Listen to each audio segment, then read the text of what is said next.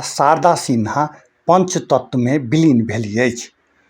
हुनका बिहारक राजधानी पटना में राजकीय सम्मानक संग अंतिम संस्कार भेल अछि। ओ अलविदा कहि चुकल छथि।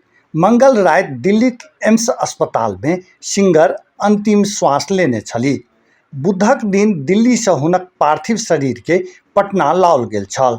आइ गुलाबी घाट पर राजकीय सम्मानक संग हुनक अंतिम संस्कार कयल गेल अछि। शारदाक अंतिम इच्छा छल जतऽ हुनक पति ब्रजकिशोर सिन्हाक संस्कार भेल छल ओतहि हुनका मुक्ति देल जाय। हुनक इच्छाक सम्मान रखैत पटनाक गुलाबी घाट पर हुनक अंतिम संस्कार भेल अछि। पटनाक राजेंद्र नगर स्थित घर से गुलाबी घाट धरि शारदाक मुक्ति रथ यात्रा निकालल गेल छल। हुनक अंतिम दर्शनक लेल हजारों के भीड़ छल। 72 वर्षक उमेर में ओ अंतिम श्वास लेलीह अछि। सिंगर कैंसर से जूझि रहल छलीह। 2018 में शारदा के मल्टीपल माइलोमा होबय के खबर आगा आयल छल जे एक प्रकारक ब्लड कैंसर अछि।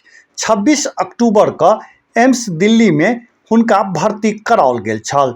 अचानक से हुनक तबियत बिगड़य लागल छल। ओ वेंटिलेटर सपोर्ट पर छलीह। जीवनक अंतिम समय में सेहो गायकी के लऽ कऽ शारदा उत्साहित छलीह।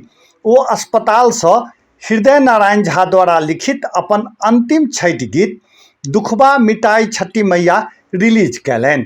शारदाक एकटा और वीडियो आगा आयल अछि जाहि में ओ अस्पताल में ऑक्सीजन सपोर्ट पर रियाज करैत देखायल छलीह।